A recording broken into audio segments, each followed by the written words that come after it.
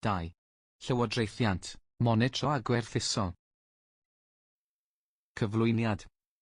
Nod y cynllun hawliau pobl anabl yw cyflawni'r uchelgais o ddod yn Gymru lle gall pobl anabl fyw, gweithio a ffynnu fel dinasyddion cyfartal. Wrth fynd ar drywydd yr uchelgais hwn, mae'r cynllun yn nodi ei fwriad i sicrhau newid gwirioneddol y mesuradwy ar draws amrywiaeth o feysydd polisi sy'n effeithio ar fywydau bob dydd pobl anabl yng Nghymru.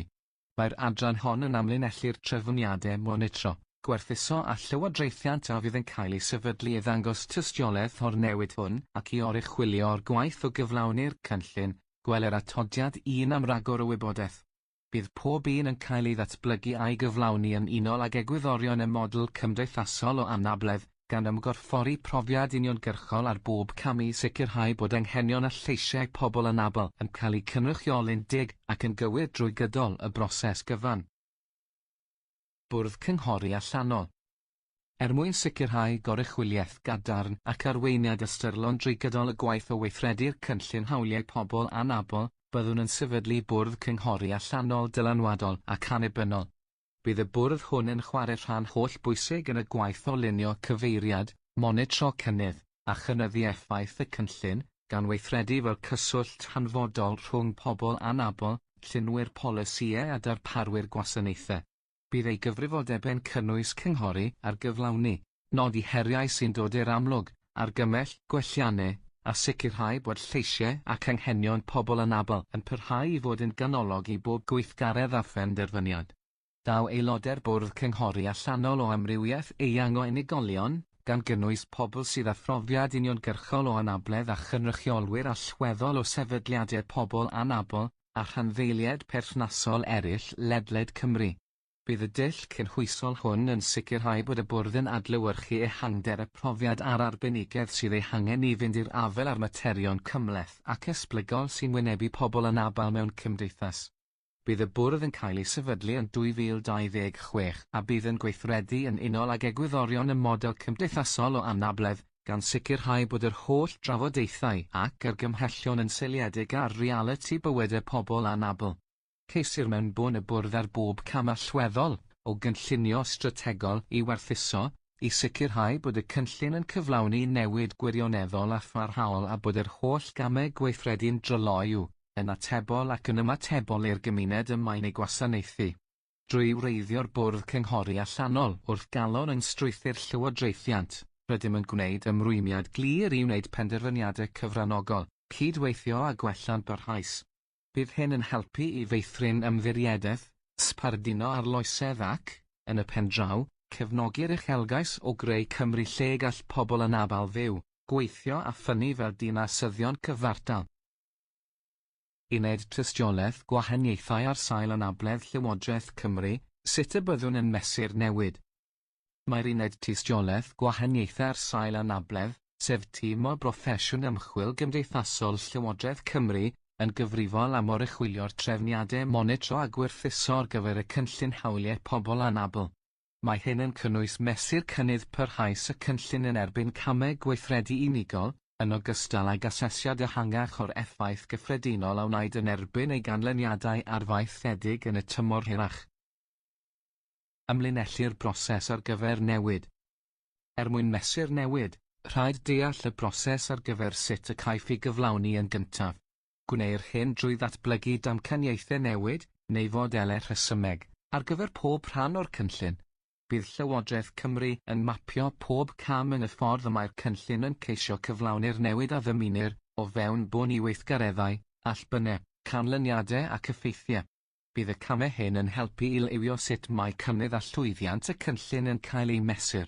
Yn y tymor byr i ganolig, bydd trefniadau monitro a gwerthuso yn canolbwyntio ar gyflwyno tystiolaeth yn erbyn camau gweithredu a chanlyniadau drwy fframwaith mesur a gwerthuso prosesau. Fframwaith mesur. Yn unol ar damcaniaethau newid, sy'n nodi sut mae'r cynllun yn bwriadu cyflawni ei amcanion, mae fframwaith mesur cyffredinol yn cael ei ddatblygu i ddangos cynnydd a dangos cyfeiriad y newid ar draws meysydd allweddol y cynllun. Bydd y fframwaith hwn, a bydd yn cael ei gwblhau yn ystod blwyddyn gyntaf y cynllun, yn cynnwys dangosyddion ar gyfer pob maes a fydd, o'i hystyried gyda'i gilydd, yn rhoi darlun cyfannol o'r effaith y mae'r cynllun yn uchel yn gyffredinol. Mae'r dangosyddion hyn yn cael ei dewis yn ofalus i roi'r darlun mwyaf cywir a chynhwysfawr posibl o'r cynllun, mewn ffordd sy'n diwallu anghenion ein rhanddeiliad. Fodd bynnag, mae'n debygol na fydd yr holl ddata ar gael. Bydd yr uned tystiolaeth gwahaniaethau'r sail anabledd yn targedu'r bylchau hyn yn y data lle bo hynny'n bosibl, mwyn gwella ar gaeledd, ansawdd, manylder a hygyrchedd tystiolaeth cydraddoldeb yn y dyfodol. Gwerthuso'r prosesau. Bydd gwerthusiad proses yn dechrau yn 2026 i ddeall sut mae'r cynllun yn cael ei roi ar waith drwy ganfod beth sy'n gweithio'n dda, nodi'r rhwystrau rhag gyflawni, a gwneud argymhellion ar gyfer gwella yn y dyfodol.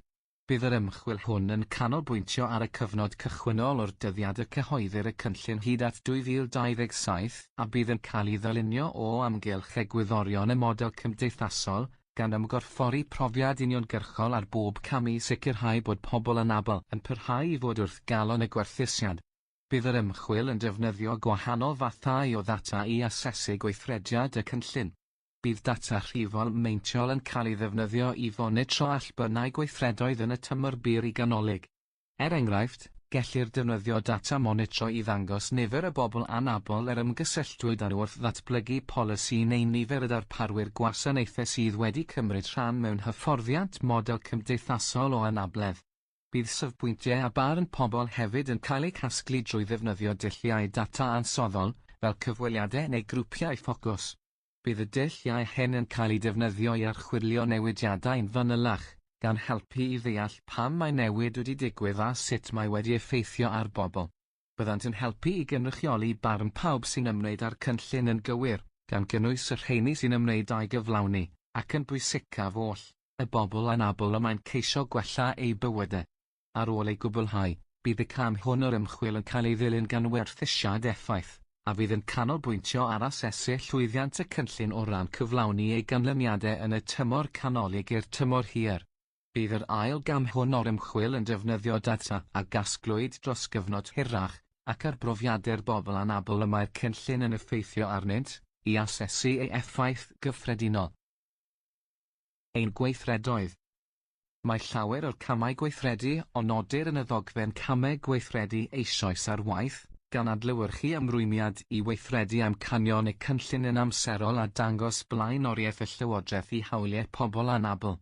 Disgwylir i'r camau gweithredu tymor byr cychwynnol gael eu cwblhau erbyn 2027 neu cyn hynny, gan wasanaethu fel sylfaen ar gyfer cyflawni uchelgeisiau 10 mlynedd y cynllun. Bydd camau gweithredu ychwanegol yn y tymor canolig a'r tymor hir, y bwriedir ei cyflawni erbyn 2031 a 2035 yn y drefn honno, yn cael ei lliwio gan argymhellion y tasglu hawliau pobl anabl, gan weithio mewn partneriaeth â phobl anabl, sefydliadau pobl anabl a Llywodraeth Cymru. Bydd y dull cyfranogol hwn yn sicrhau bod blaenoriaethau a phrofiadau uniongyrchol pobl anabl yn parhau i fod yn ganolog i gyflawni'r cynllun. Bydd cynnydd yn erbyn y camau hyn yn cael ei fonitro a'i fesur drwy'r dull gwerthuso a ymlinellir yn y cynllun hwn ar bwrdd cynghori allanol. Mecan weithiau ymgysylltu. Bydd y fforwm cydraddoldeb i bobl anabl, sy'n cael ei gydeirio gan ysgrifennydd y Cabinet dros gyfiawnder cymdeithasol, y trefnydd a'r prif chwip, yn parhau i ddod â phobl anabl, llunwyr polisïau, darbarwyr gwasanaethau, ymchwilwyr a rhanddeiliaid eraill at ei gilydd. Bydd y fforwm hefyd yn parhau i weithredu fel llwyfan i rannu arferion da, dysgu oddi wrth ei gilydd a meithrin cyngreiriau ar draws gwahanol grwpiau a diddordebau.